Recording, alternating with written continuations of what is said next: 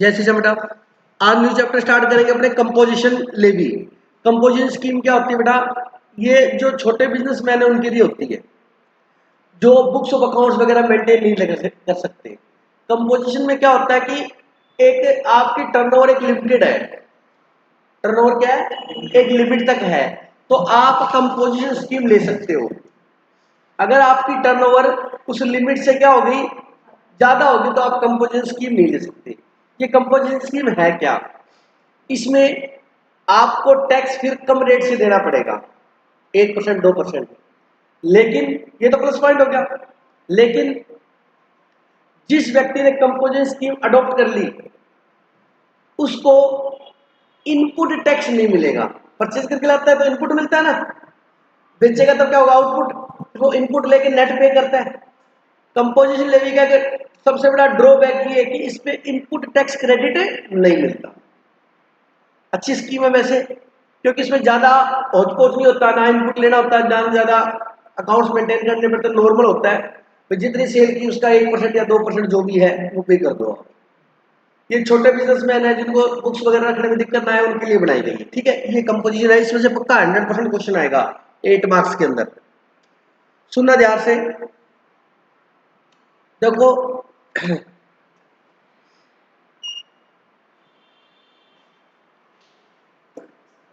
इस composition scheme का हमारा सेक्शन है 10। कितना नंबर सेक्शन है, सेक्शन 10।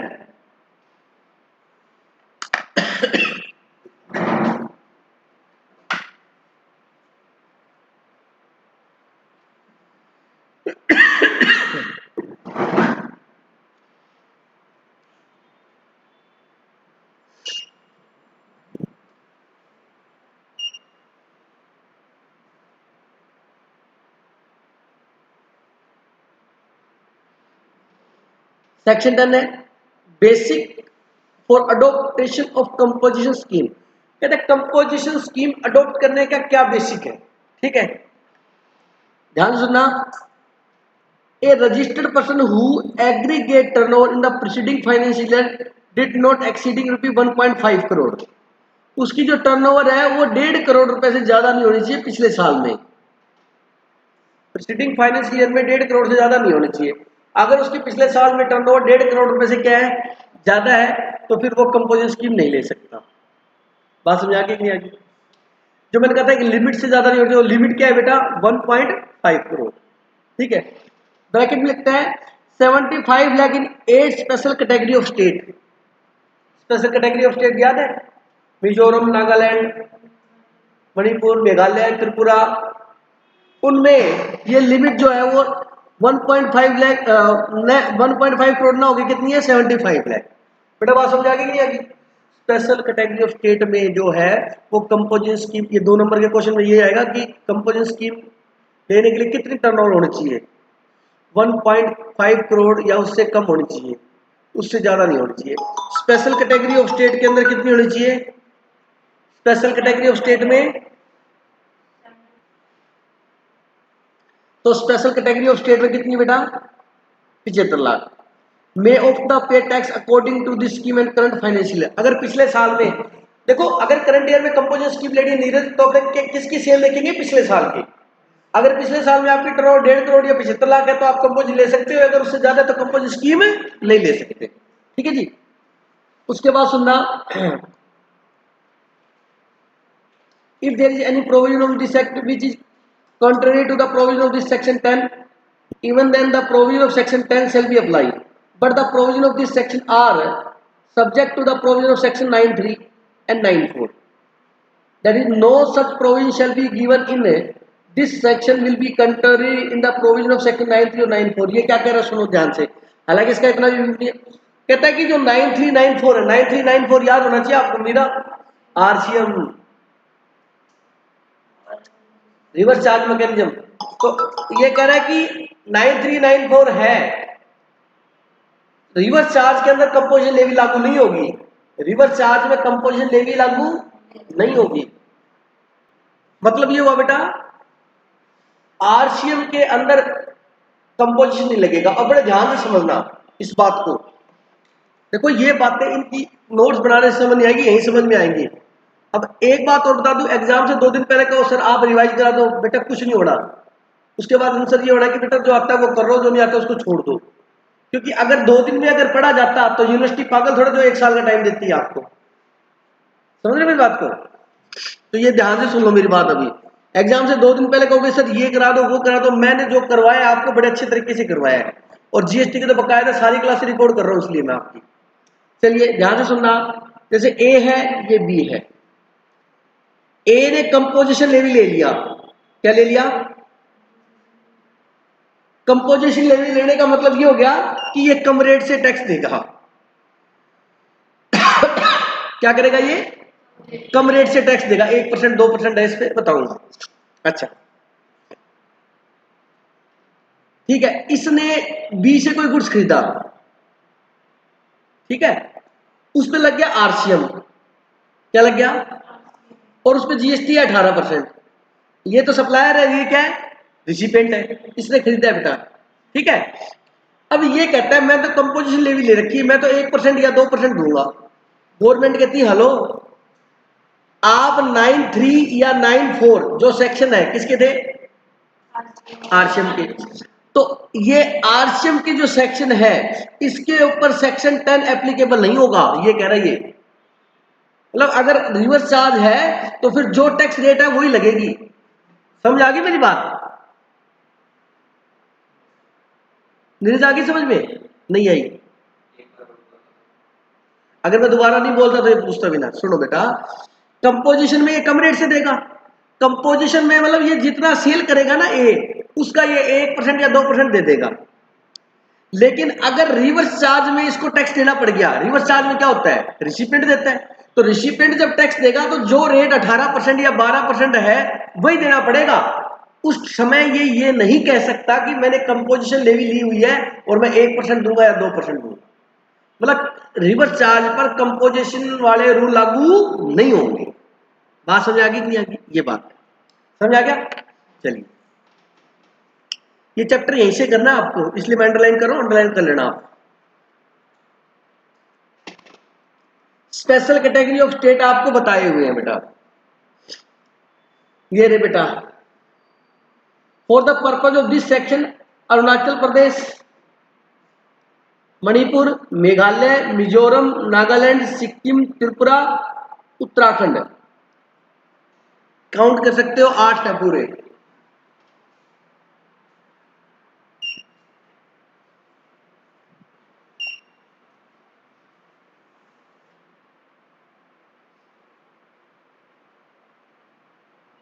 काउंट कर लो, 8 है ना?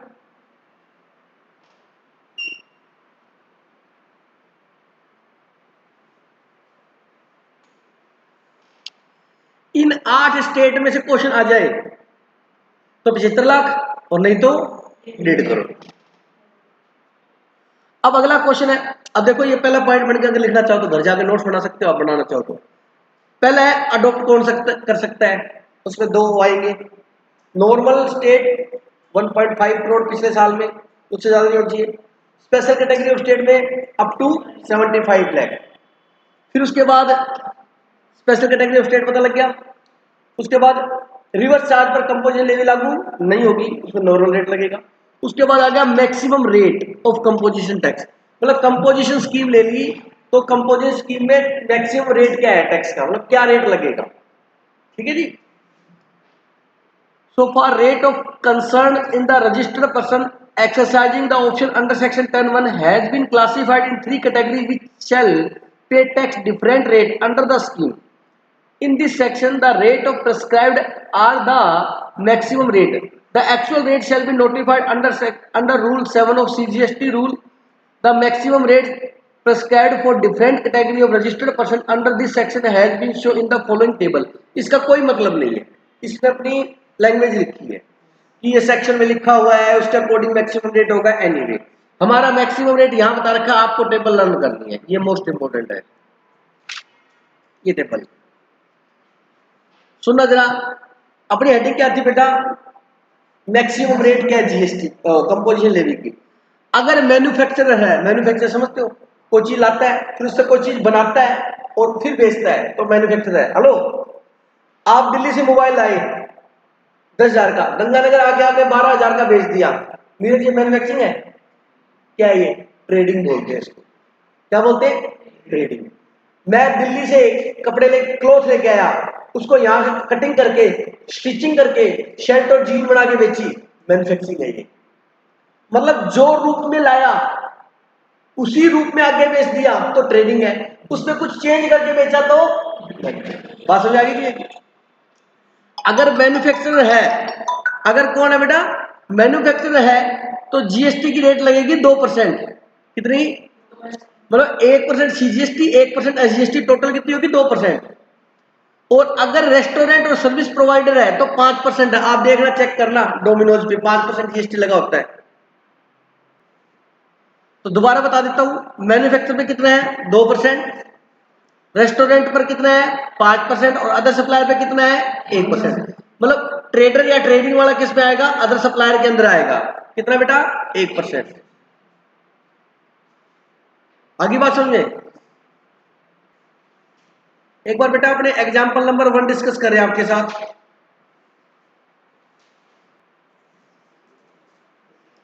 X limited a manufacturing concern in Indore in financial year 21-22, total value of supplier including inward supply tax under reverse charge basis 1,52,40,000। The breakup supplier are as follow. Interstate supply made under forward charge, under forward charge सुन लो क्या होता है, मतलब आगे बेचा। Forward charge का मतलब क्या है? सेल की उसने। रिवर्स चार्ज लिखेगा मतलब उसने परचेज की, समझिए सेल की इसने। इंटरस्टेट सप्लाई की बेटा उसने, ठीक है। उसके बाद लिखा है इंट्रास्टेट, लिखा है sorry, intrastate supply made within which are chargeable to GST at nil rate. कितनी बेटा? 48 लाख। अच्छा, उसके बाद बोलता है interstate supply which is wholly exempt under section 11, कितनी है? 32 lakh. Value of exempt supply of service being interest earn on fix deposit with bank, कितना बेटा? 1,20,000। और value of inward supply on which tax payable under reverse charge कितना है? 2,40,000। पहले question समझो क्या कह रहा है ये। Briefly explain whether X Limited is eligible to opt for composition scheme in financial year 22-23। Question समझना, ये कह रहा 22-23 में वो कंपोजिशन स्कीम ले सकता है या नहीं ले सकता। तो मैंने आपको ये बताया था कि करंट ईयर में वो कंपोजिशन ले सकता है या नहीं ले सकता, उसके लिए करंट ईयर की सेल देखते हैं प्रीवियस ईयर की, प्रीवियस ईयर की सेल। तो आप चेक करो 2 मिनट में प्रीवियस ईयर की सेल। पहले ध्यान से सुनना, ये क्वेश्चन बहुत बार आया हुआ 8 मार्क्स में। अब इसमें ये आती है कि कौन सी सेल जोड़े कौन सी सेल ना जोड़े। तो ध्यान से सुनना बेटा, कंपोजिशन स्कीम के अंदर ये कहता है कि 1.5 करोड़ 150 करोड़ या 75 करोड़ की सेल देखने के लिए ये करेंगे। Most important number 1, for determination of eligible of a registered dealer for adoption of composition scheme under section 10, ठीक है। Aggregate does not exceed 1.5 crore और 75 लाख से नहीं होनी चाहिए। इसमें ये इंक्लूड करेंगे बेटा, इसमें हम ये इंक्लूड करेंगे। Number 1, following supply all taxable supply, जितनी भी टैक्सेबल सप्लाई की आपने वो सारी की सारी हम इंक्लूड करेंगे। आगे बात समझे। उसके बाद excluding the value of inward supply on which tax is payable on reverse charge. अगर आपने कोई परचेज किया है और उस परचेज में क्या है? रिवर्स चार्ज है, तो वो उसके अंदर इंक्लूड नहीं होगा क्योंकि वो सप्लाई नहीं है, वो परचेज है। बोलो बात समझ आई? हाँ, उस पर रिवर्स चार्ज में टैक्स तो आप दोगे, लेकिन वो आपकी टर्नओवर नहीं है, वो तो परचेज है। टर्नओवर तो मतलब क्या होता है? बात भी सही है। तो कहता ऑल टैक्सेबल सप्लाई, सारी टैक्सेबल सप्लाई लेंगे हम। आगे बात समझे। एग्जेम्प्टेड सप्लाई भी जुड़ेगी, हालांकि एग्जेम्प्टेड सप्लाई पर कंपोजिशन टैक्स जीएसटी नहीं होता, लेकिन 1.5 करोड़ की टर्नओवर देखने के लिए एग्जेम्प्टेड भी जुड़ेगी। मतलब 1.5 करोड़ में क्या क्या इंक्लूड करेंगे, समझ आ गई। एक्सपोर्ट ऑफ गुड्स और सर्विस और बोथ, अगर आपने कोई गुड्स और सर्विस एक्सपोर्ट की है तो वो भी जुड़ेगी। Interstate sale of such person which are made by person having same permanent account number which is computed on all India basis, मतलब डिस्टिंक्ट पर्सन। समझ आ गया?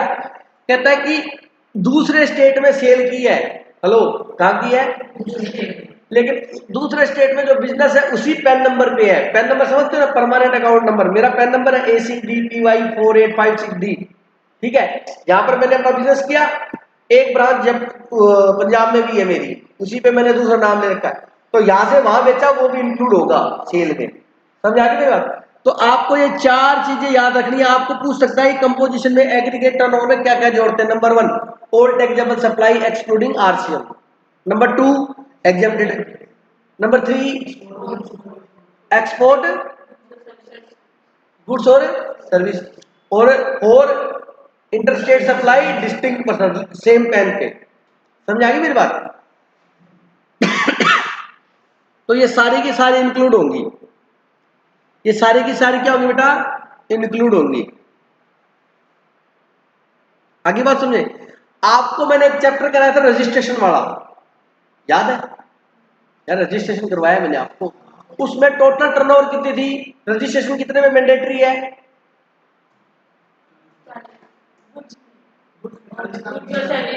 20 लाख है। और स्पेशल कैटेगरी ऑफ स्टेट में कितना है, बढ़ाया हुआ चार्ट। वहां पर भी मैंने एग्रीगेट टर्नओवर में क्या क्या इंक्लूड करेंगे देखना जरा। ना ना देखो एक बार आप चेक करो, देखो पढ़ा हुआ पिछला याद होना चाहिए ना आपको। सुनो बेटा, ओल्ड टैक्सेबल सप्लाई लेंगे, एग्जेम्प्टेड सप्लाई लेंगे, एक्सपोर्ट लेंगे और इंटरस्टेट लेंगे। एग्जेम्प्टेड सप्लाई का मतलब मैंने आपको पहले रजिस्ट्रेशन वाले चैप्टर में बताया हुआ है। एग्जेम्प्टेड सप्लाई के अंदर जीरो रेट और नॉन टैक्सेबल सप्लाई को भी इंक्लूड किया जाता है, ठीक है। वो इस चैप्टर के अंदर रजिस्ट्रेशन चैप्टर में लिखा हुआ कि एग्जेम्प्टेड सप्लाई इंक्लूड्स, क्या बेटा, exempted supply include zero rate supply और नॉन टैक्सेबल सप्लाई, ठीक है। तो सर यहां नहीं लिखा हुआ, तो जीएसटी एक्ट के अंदर डेफिनेशन वाले चैप्टर में चेक कर लेना, वहां डेफिनेशन लिखी हुई सारी, ठीक है। वो इसीलिए होता है कि किसकी क्या डेफिनेशन है, वहां देखना है एग्जेम्प्टेड सप्लाई की डेफिनेशन, आपको वहां डेफिनेशन लिखा मिल जाएगा। एग्जेम्प्टेड सप्लाई में हम जीरो रेट और नॉन टैक्सेबल सप्लाई क्या करेंगे, इंक्लूड करेंगे। समझा क्या? जीरो रेट नील रेट, समझ आ गई मेरी बात? वो हम इसमें क्या करेंगे, इंक्लूड करेंगे। क्लियर होगी? अब ये बड़ी इंपॉर्टेंट है क्योंकि ये 1.5 करोड़ और 75 लाख में ये देखनी है अपने को, ठीक है। अब ध्यान से सुनना, इसके अंदर 70 लाख ये लिए, 48 लाख ये ले लिए, 32 लाख ये ले लिए, ठीक है। उसके बाद कहता है value of exempted supply service being interest earn. बेटा interest earn on FD, FD पे इंटरेस्ट लिया, इस पे तो कोई है ही नहीं, एफडी के इंटरेस्ट को अभी तक इंक्लूड नहीं करते हैं, ध्यान रख लेना। एफडी का इंटरेस्ट मिला तो क्या है, ये सर्विस है एक तरीके की। एफडी के इंटरेस्ट पे अभी जीएसटी लगता नहीं है, और एफडी के इंटरेस्ट को अभी भी टोटल टर्नओवर में इंक्लूड नहीं करते, ये बात ध्यान रख लेना। नॉन टैक्सेबल है इंटरेस्ट, एफडी के इंटरेस्ट, डिले चार्जेस पे तो है, इंटरेस्ट में नहीं है, समझ गए? तो ये जो एफडी का इंटरेस्ट है वो इंक्लूड नहीं होगा, हमेशा ध्यान रखना। और ये बेटा रिवर्स चार्ज में आपकी परचेज है ना कि सेल है, तो ये इंक्लूड होगी नहीं। तो इसका टोटल कितना आया, 1.5 करोड़, एग्जैक्ट 1.5 करोड़ आया। तो अब बच्चा कंफ्यूज था, 1.5 में था या नहीं था। एक्सीडिंग 1.5 करोड़ में नहीं ले सकता, 1.5 करोड़ पे तो ले ही सकता है, 1.5 करोड़ तक है तो ले सकता है। तो क्या आंसर लिखोगे, यस उसकी टर्नओवर 1.5 करोड़ से एक्सीड नहीं करती, इसलिए वो कंपोजिट स्कीम ले सकता है। बोल बात समझाएगी? आंसर पढ़ लो नीचे बेटा, जल्दी से पढ़ लो आंसर बेटा।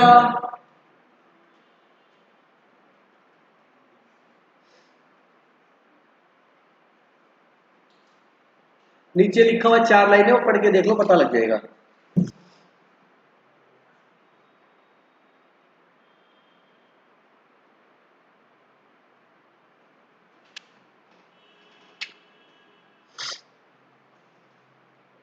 हो गया? नेक्स्ट एग्जांपल देखो, illustration number 2। P limited is a manufacturing concern in Jaipur, financial year 21-22। Total value of supply include inward supply tax under reverse charge basis 1,53,80,000। कहता है उसकी 1,53,80,000 रुपए है, उसमें इनवर्ड सप्लाई भी इंक्लूड है। पहली बात तो इनवर्ड को इंक्लूड ही नहीं करते, कंपोजिशन देखने के लिए इनवर्ड को इंक्लूड, आरसीएम रिवर्स चार्ज को इंक्लूड नहीं करते। The breakup of supply are as follow, कहता 1,53,80,000 का ब्रेकअप नीचे दे रखा है। ये 1 2 3 4 ये सेल दे रखी है। अब मेरी बात सुना, इसमें कौन कौन से इंक्लूड करेंगे इधर ध्यान देना। Interstate supply made under forward charge, forward का चार्ज वाला हमने सेल किए, समझ गया। कितने की सेल की बेटा? 85 लाख। फॉरवर्ड चार्ज का मतलब अगला टैक्स देगा, समझ आ गया, उससे कलेक्ट करके हम गवर्नमेंट को देंगे। रिवर्स चार्ज में कौन देता है? परचेजर देता है। कोई भी परचेजर होगा वो देगा। हमने परचेज किया तो हम देंगे, तुमने परचेज किया तो तुम दोगे, ठीक है। आगे बात समझे हैं? तो 85 लाख लेंगे, यस। ये कहता है interstate supply made are chargeable under GST at nil rate, लेंगे। अभी लिखवाया मैंने, nil rate, zero rate, non taxable को इंक्लूड करते हैं, लेंगे, इसको भी जोड़ेंगे। ये देखो 85 लाख ले लिया, ये 33 लाख भी ले लिया। उसके बाद इंटरस्टेट सप्लाई होली एग्जेम्प्ट लेंगे 35 लाख। फिर कहता है ये आरसीएम रिवर्स चार्ज, ये परचेज है, ये नहीं लेंगे। इसका टोटल करो, ये कितना है? 1,53,00,000।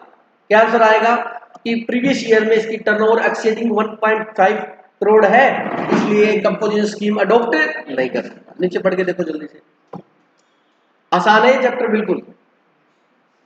और ये क्वेश्चन बहुत बार आया है 8 मार्क्स में। हाँ जी बेटा जी, मैंने कल पूरा क्वेश्चन कराए आपको फॉरेन चार्ज वाले, दोबारा कल की क्लास लगा लेना अगर नहीं आए तो। आप मजाक नहीं करना, लास्ट क्लास इंपॉर्टेंट है, 9 नंबर क्लास है ना अपनी, 8th का वैल्यूएशन सप्लाई अपनी 8 क्लास में कंप्लीट होगी।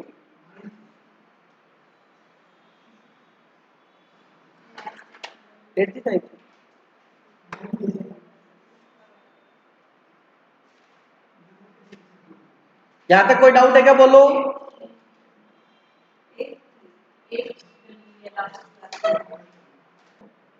सुनना बेटा, ये 1.5 करोड़ और 75 लाख ये गुड्स के लिए कंपोजिशन स्कीम है।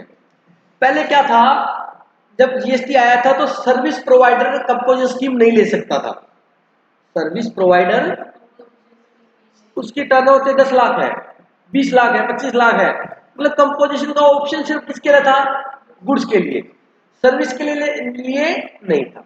अब सर्विस वालों ने, जैसे डॉक्टरों ने किया हुआ है, बार बार गवर्नमेंट से बात की, तो गवर्नमेंट से जब बात की तो गवर्नमेंट ने उनकी बात को सुना और फिर सर्विस सेक्टर के लिए भी कंपोजिशन स्कीम दे दी।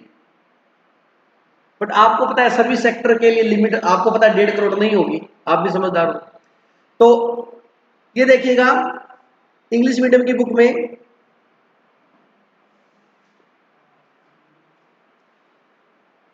पेज नंबर 332,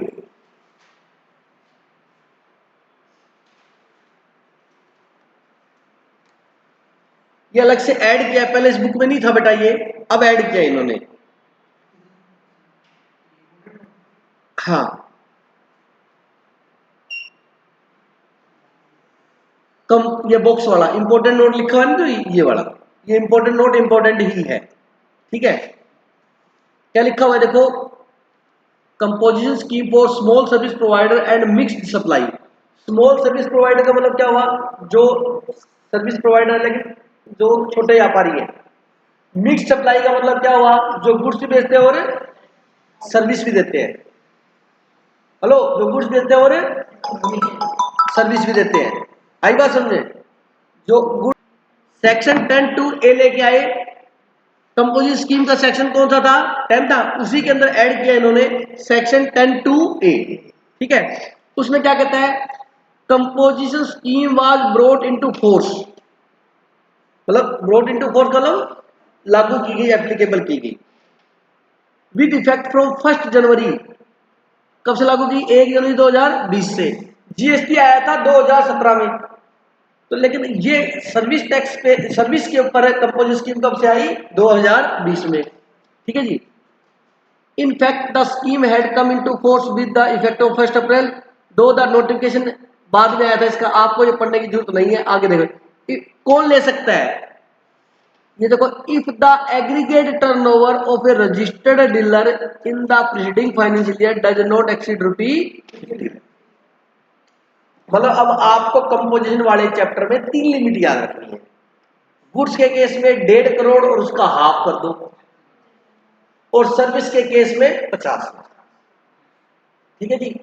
गुड्स के केस में रेट जो हमारी थी, ट्रेडर के लिए क्या थी, मैन्युफैक्चरर के लिए क्या थी 2%, रेस्टोरेंट के लिए क्या थी 5%, और अदर के लिए क्या थी 1%, और इसमें है बेटा 6%।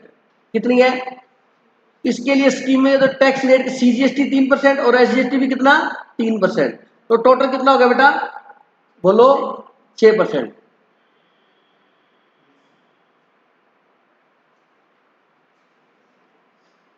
बोलो बात समझ आ गई क्या? अब पहले क्या होता था बेटा, इसमें देखो हेडिंग में ये भी लिखा हुआ है कि service provider and mixed supply. Mixed supply का मतलब क्या, गुड्स भी बेचता है वो व्यक्ति और सर्विस भी देता है।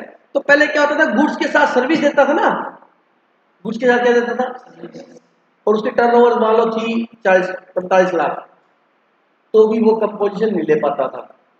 क्यों? वो सर्विस दे रहा है, और गवर्नमेंट का तो सर्विस प्रोवाइडर को हम कंपोजिशन स्कीम नहीं देंगे, इसलिए इन्होंने सर्विस वालों के लिए और मिक्स सप्लाई वालों के लिए लेके आए। मतलब अगर कोई व्यक्ति युवराज सर्विस देता है और गुड्स भी बेचता है, तो उस पर लिमिट 1.5 करोड़ लागू नहीं होगी। हाँ, फिर उसको काम ये करना चाहिए, 2 फर्म बना लेनी चाहिए, 2 फर्म बना लेनी चाहिए। सर्विस वाली एक अलग, उसमें लिमिट 50 लाख है अगर कंपोजिशन लेनी है, और गुड्स वाली अलग, उसमें लिमिट क्या है 1.5 करोड़। तो 1.5 और 50 2 लाख, 2 करोड़ तक की छूट मिले, वो तो स्कीम हमारे पास बहुत है। जब प्रोफेशनल के पास जाओगे तो तरीके तो बता ही देगा आपको कि कैसे कर सकते हो आप। क्या 2 कैसे बढ़ाओ, कहता है आपकी शादी हुई है, कहता हाँ जी, तो वाइफ नाम की चीज है, एक फर्म उसके नाम से बढ़ाओ। एनीवे, तो ये हमारे इंपोर्टेंट नोट आ गया। अब हमने एग्जांपल नंबर 3 आप खुद करो, देखो जल्दी से एग्जांपल नंबर 3।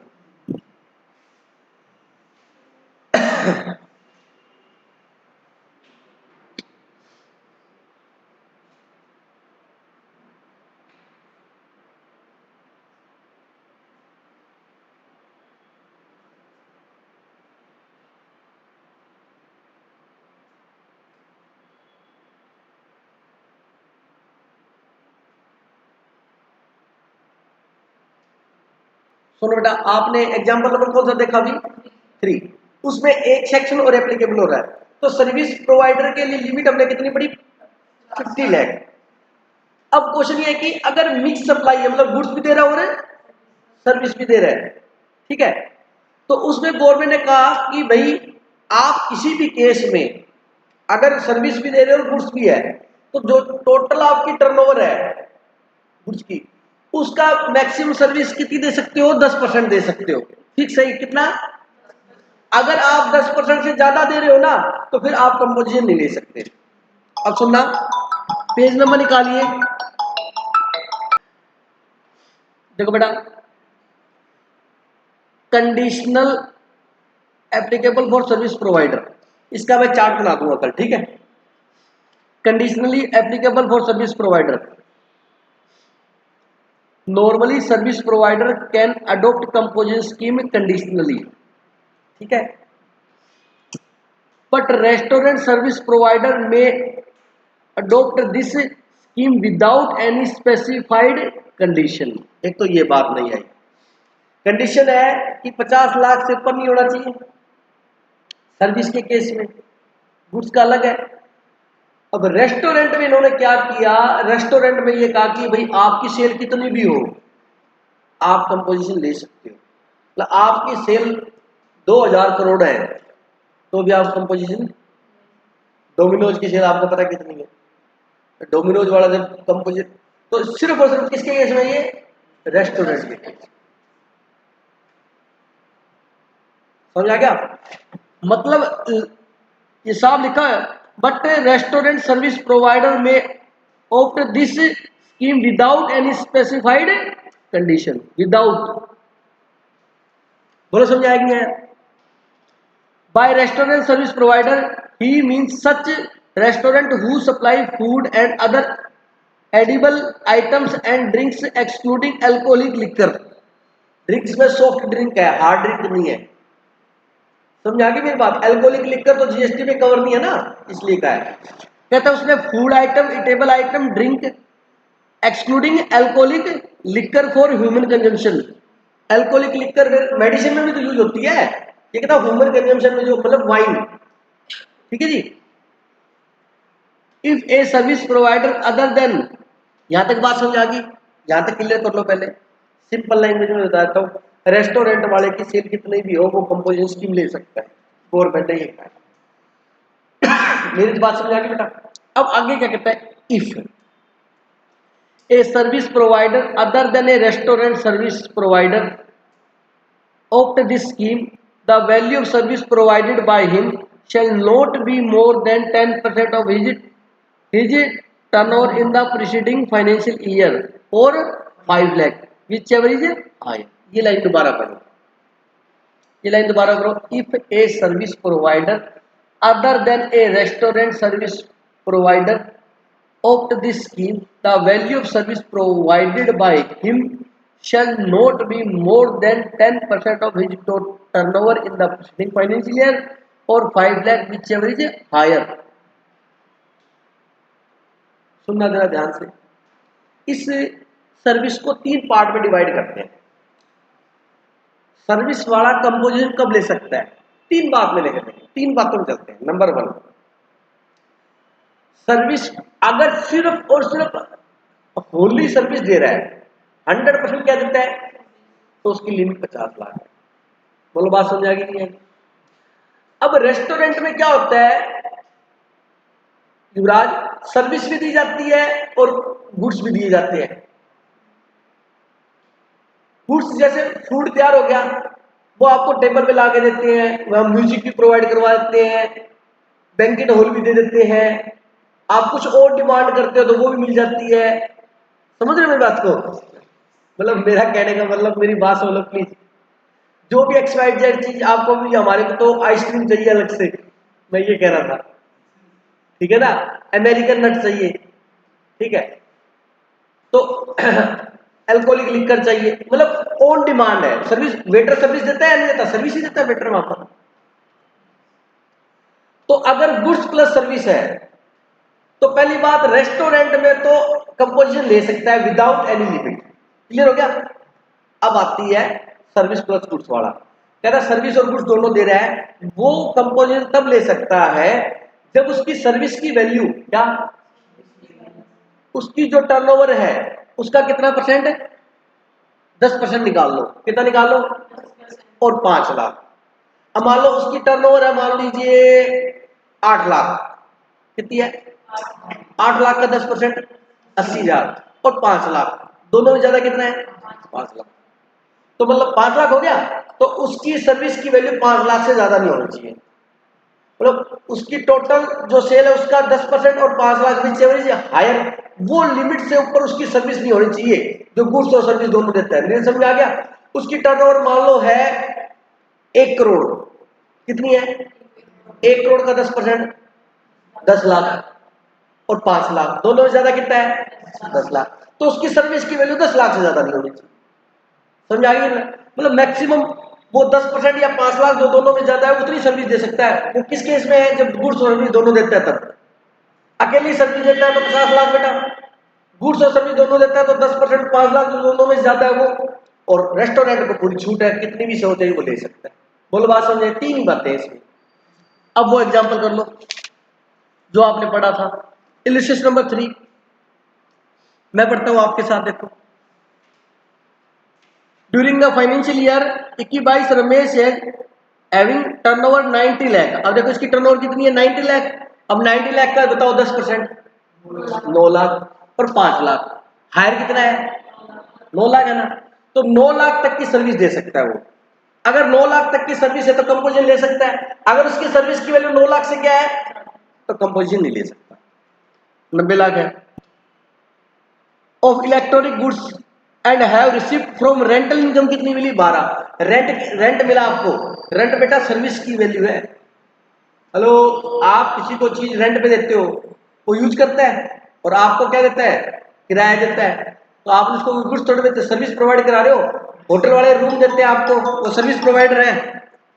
बोलो बात समझ आई नहीं? वो क्या बेटा, सर्विस प्रोवाइडर है। होटल वालों ने आपको रूम प्रोवाइड किया, वो क्या बेटा, सर्विस प्रोवाइडर है। वो क्या है, सर्विस प्रोवाइडर है। ठीक है।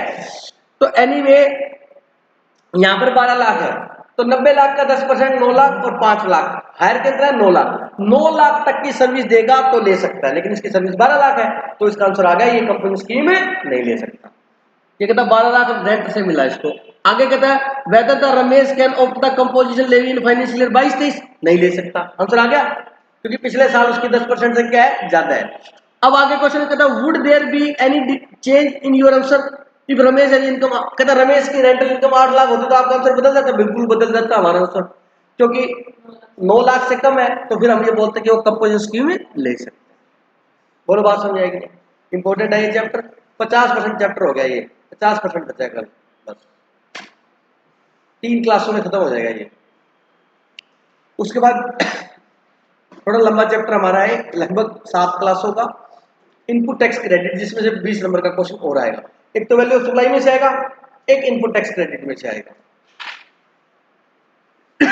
ठीक बेटा, जय श्री श्याम।